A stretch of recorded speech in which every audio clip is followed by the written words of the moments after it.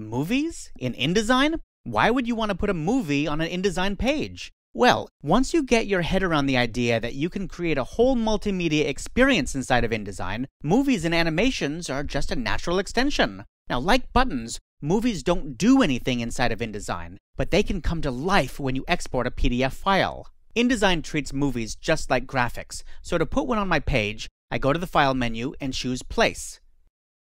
I'll select my movie out of my Links folder from the Exercises files. I'm going to choose this one, the tpouringweb.mov. It's a QuickTime movie, and when I click Open, it loads my place cursor. I'll click out here in the margin, and it places it on my page. It doesn't look like much, looks like a big black box, but it is a movie, trust me. Why don't I position this on my page? I think I'll replace this teapot, so I'll just delete that and move this into place, and then I'll scale this by holding down Command and Shift or Control Shift on Windows and scaling it by dragging a corner. Maybe make it a little bit bigger here. That looks pretty good. I'll zoom into 200% by pressing Command 2 or Control 2 on Windows, and still it just looks like a black box. I'll put a black border around it by pressing the D key. That just puts a 1-point black border around it.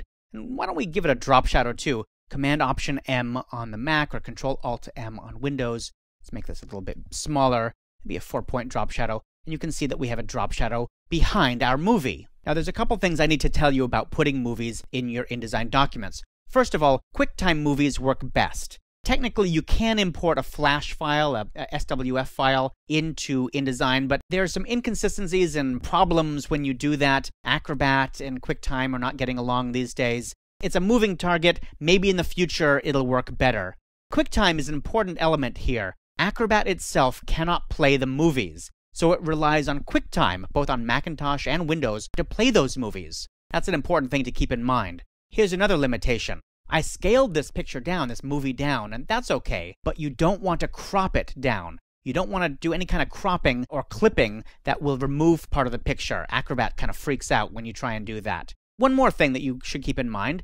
Don't put anything on top of your picture. Don't put any text on top of it or something like that, because when you play the movie, it immediately comes to the front, obliterating everything that is behind it or would have been in front of it. So that's just one more thing that you should keep in mind. Now we have a movie on our page, but we need to give it some behaviors. We need to tell InDesign when to play it. So I'll double-click on it to open the Movie Options dialog box. I could have gone to the Object menu, then down to Interactive, and then chose Movie Options, but double-clicking is a little bit faster. We have the name of it here. This is the file name, but you can change this to anything you want. You can type a description in here if you want, and you can choose any movie file that you want here. I'm going to embed this picture, this movie, in the PDF. If you don't embed it, it will just sort of flop off on the side as an extension of the PDF, and that's not very useful at all in my book. So I want to embed that movie in the PDF. I'm going to skip past the URL thing here for a minute, down to Movie Options. Now, the poster is what the viewer, your audience, the person who's looking at this PDF in Acrobat, will see when the movie is not playing. That's what a poster is. And the default poster is basically just the first frame of the movie. In this case, it's a black frame, so it's not very interesting. None would make the movie invisible. That also would not be particularly interesting. Standard is, well, it's this crazy-looking graphic that Adobe seems to think means movie, just kind of a film strip.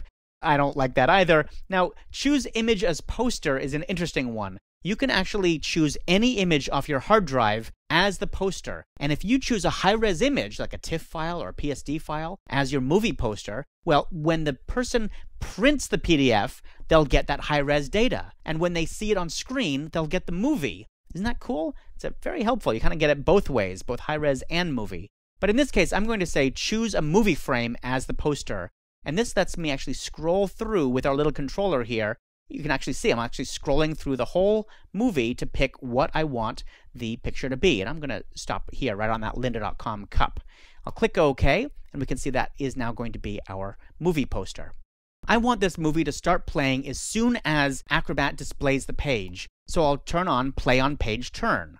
But I don't need a controller. That's the little thing at the bottom that says stop, pause, play, and so on. And I'm not going to want this to float right now. I'll see what that is in just a moment.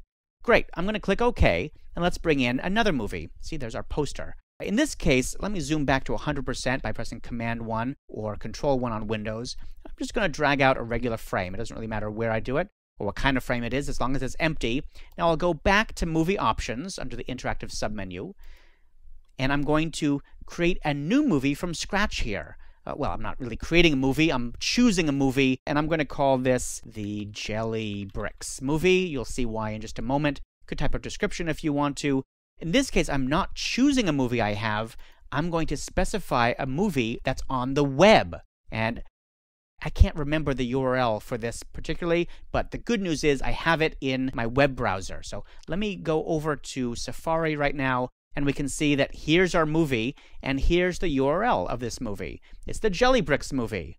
Seems to be some sort of garage rock band. Why don't I select this whole URL and copy it to the clipboard, then go back to InDesign, and I'm going to paste it into this field. Command-V or Control-V on Windows. There we go. There's the URL for that movie. Now I'm going to click the Verify URL and Movie Size button, and that tells InDesign to go across the web, make sure it's a real movie, yes, it really is a movie, and grab the movie size so it knows how big the movie is. And then I can set up my options.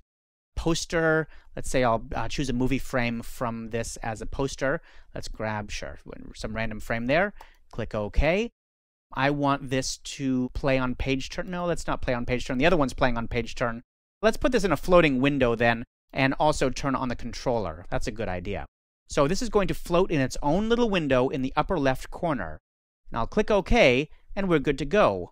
Except that doesn't look right at all. There's our frame, but there's two problems. One is just looks ugly on the page, and two, it's cropping down the movie. And remember earlier I said you should not crop down the movies? So I'll go to the Object menu, choose Fitting, and then choose Fit Frame to Content. There we go. Now it's not going to crop at all. So I'll scale this way down. Doesn't matter that it's tiny on my page, because remember, the movie will actually be playing in a separate floating window, as we'll see in a minute. I could create a button for this movie to play if I want to, but in this case, I'm just going to let it play directly by clicking on it in Acrobat. I'll show you what I mean.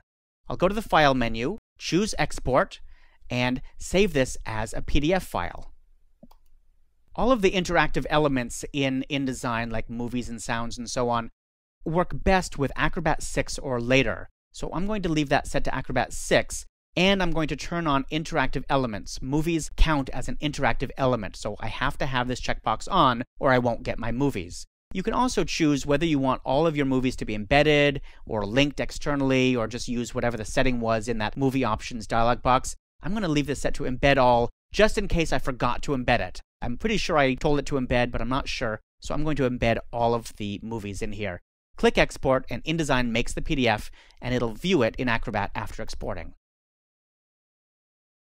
When it opens up in Acrobat, we see that it gives us this alert saying, "Warning, warning, there's multimedia here. What do you want to do?" This is part of Acrobat's security settings, and it's trying to save you from malicious movies or something. I don't know. I find it really frustrating and annoying, but you have to go in here and click play in order to play the movie. And you'll see that as soon as I click play, it'll start playing the movie on the page.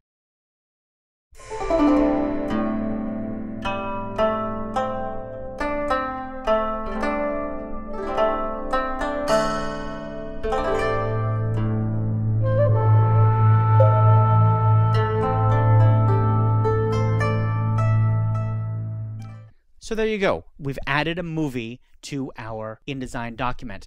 Now here's the other one. This is the one that was going to be streaming over the web. Just a little tiny poster here right now. But as soon as I click on that, it'll open a new window and start streaming it over the web. Well, first, we have to have another security warning because are you sure you want to go over the web? Yes, I'm sure I want to go over the web. All right, here we go. The Jelly Bricks.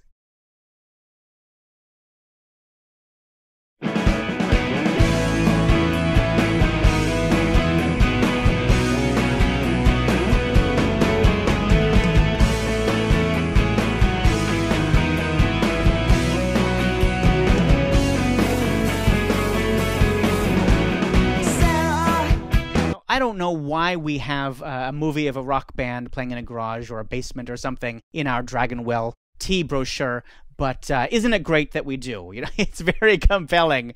Maybe they're singing a song about tea, our favorite tea. Tea, tea, tea, we love tea. Whatever the case, the important thing here is this music video, I don't even know how big it is, it might be 10 megabytes or something, but it is not making our PDF big because it's streaming over the web. So our file size stays small, and that's really, really cool.